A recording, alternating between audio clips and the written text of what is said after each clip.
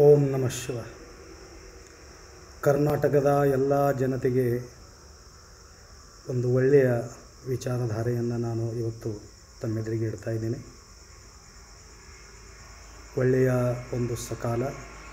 ನಾವು ಮೌನ ಅನುಷ್ಠಾನದಲ್ಲಿ ಇದ್ದರೂ ಕೂಡ ಇವತ್ತು ಎರಡು ಶಬ್ದಗಳನ್ನು ತಮ್ಮ ಎದುರಿಗೆ ಇಡಲು ಇಚ್ಛಾ ವ್ಯಕ್ತ ಮಾಡ್ತಾ ಇದ್ದೀನಿ. ನಮ್ಮ ಜೀವದ ಅಮೂಲ್ಯವಾಗಿರತಕ್ಕಂಥ ಜೀವನಕ್ಕಿಂತ ನಮ್ಮ ದೇಶ ರಕ್ಷೆ ಅತಿ ಮಹತ್ವವಾಗಿರತಕ್ಕಂಥದ್ದು. ಅಂಥ ಒಂದು ಸದ್ವೇಳೆ ಇವತ್ತು ನಾವು ನಮ್ಮ ಎದುರಿಗೆ ಬಂದು ನಿಂತಿದೆ.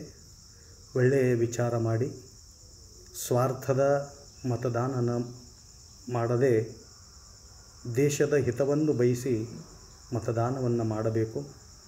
ಈ ನಮ್ಮ ದೇಶವನ್ನು ರಕ್ಷಣೆ ಮಾಡುವುದಕ್ಕಾಗಿ ಅನೇಕ ಯೋಧರು ತಮ್ಮ ಇಡೀ ಜೀವನವನ್ನು ತ್ಯಾಗವನ್ನು ಮಾಡಿದ್ದಾರೆ, ಜೀವನವನ್ನು ಸಮರ್ಪಿಸಿದ್ದಾರೆ.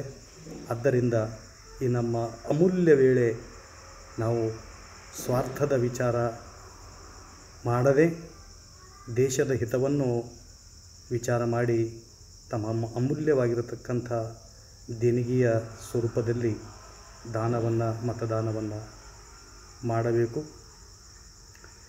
ಮತ್ತು ಈ ಸಂಪ್ರದಾಯದಿಂದ ಹೊರಗಡೆ ಬಂದು ಹಿಂದೂ, ಮುಸ್ಲಿಂ, ಸಿಖ್, ಇಸಾಯಿ ಇಂತಹ ಸಂಪ್ರದಾಯದ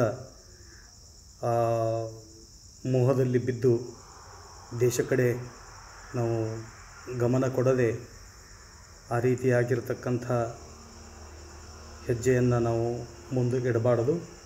ದೇಶದ ಹಿತವನ್ನು ಬಯಸಿ ನಮ್ಮ ಹೆಜ್ಜೆಯನ್ನು ಮುಂದೆ ಇಡಬೇಕು. ಒಂದು ವೇಳೆ ಇವಾಗ ನಾವೊಂದು ತಪ್ಪು ಹೆಜ್ಜೆಯನ್ನು ಇಟ್ಟಿವಿ ಅಂತಂದರೆ ನಾವು ಮುಂದಿನ ಜೀವನದಲ್ಲಿ ಬಹಳಷ್ಟು ದುಃಖವನ್ನು ನಾವು ಅನುಭವಿಸಬೇಕಾಗುತ್ತದೆ. ಅದಕ್ಕೆ ದೇಶ ಹಿತವೇ ನಮ್ಮ ಹಿತ ಅನ್ನತಕ್ಕಂಥ ಮಾತನ್ನು ತಾವು ಎಲ್ಲರೂ ಗಮನದಲ್ಲಿ ತಂದುಕೊಳ್ಳಬೇಕು. ಓಂ ಶಾಂತಿ.